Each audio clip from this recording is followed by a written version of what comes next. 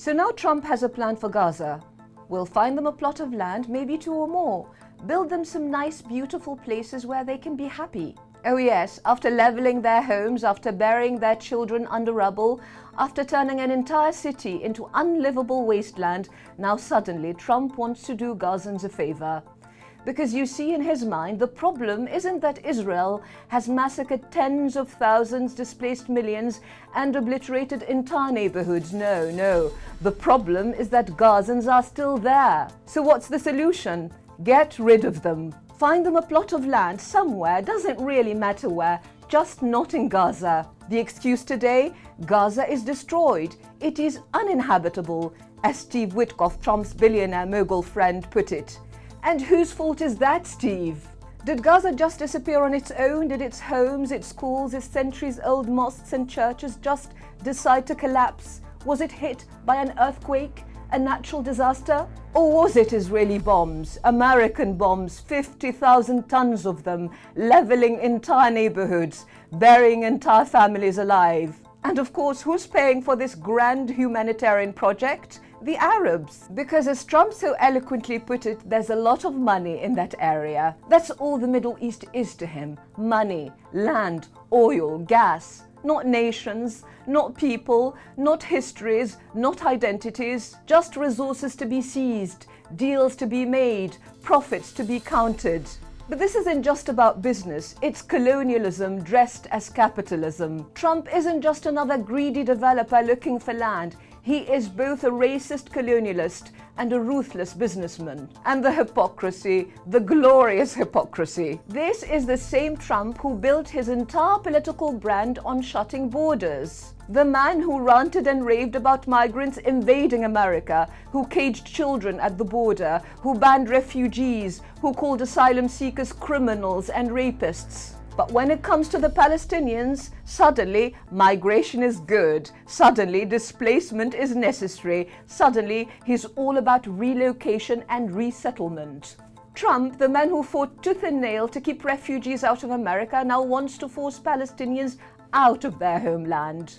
It's not just hypocrisy, it's grotesque. And it's not just Trump, it's the entire system that enables him. Because let's be clear, the forced transfer of Palestinians isn't some fringe idea. It's not just the delusion of Israel's far-right extremists. Smotrich and Ben-Gvir's vision of mass expulsion is now US policy. Palestinians must leave, Gaza must be emptied, and to make it palatable, it's all being rebranded as voluntary migration. You know, Trump may think he's come up with this brilliant, unprecedented solution, but Israel has been trying to get rid of Gaza's population since the moment it occupied it. In 1967, after Israel seized Gaza, its leaders, not the far-right fanatics of today, but the so-called left-wing moderates, sat in their cabinet meetings discussing how to make Gaza disappear. Prime Minister Levi Eshkol spoke openly of emptying out Gaza first. Not ruling it, not even controlling it, removing it. Defense Minister Moshe Dayan suggested that only a quarter of Gaza's population should remain, while the rest must be removed from there under any arrangement that's made. Eshkol wanted to make life so unbearable that Palestinians would simply leave on their own.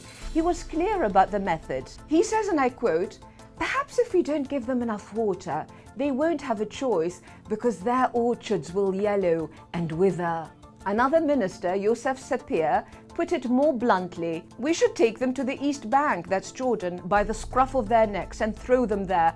And I don't know who will take them, especially the Gaza refugees." Remember, 87 of Gaza's inhabitants are refugees from the towns and villages cleansed in 1948 to make way for Israel.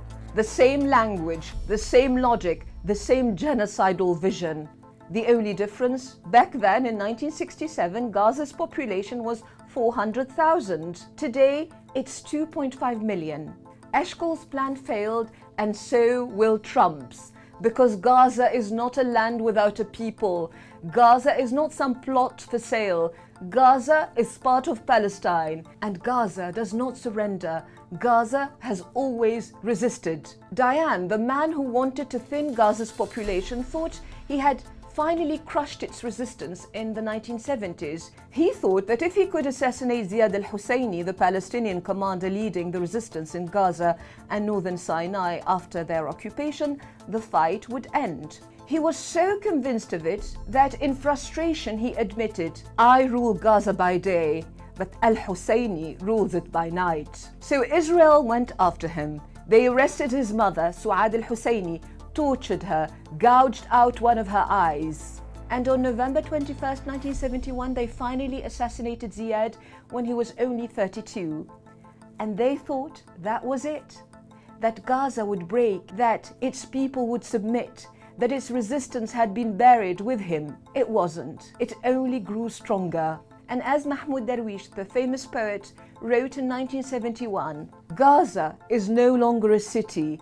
It is a burning battlefield in which the adversary's victories, hopes, values are tested. The illusory facts on the ground he is trying to create, thinking that time is on his side, will be mocked by that very same time, as well as by the trail of crushing defeats past invaders suffered in the alleyways of Gaza at the hands of its sons and daughters." That was written half a century ago.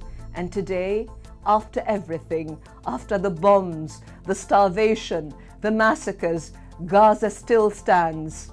Trump may repeat it 100 times. Take the people, take the people, take the people. But the people of Gaza have already answered with their bodies, with their voices, with their march through the ruins, with their refusal to leave the land that is theirs.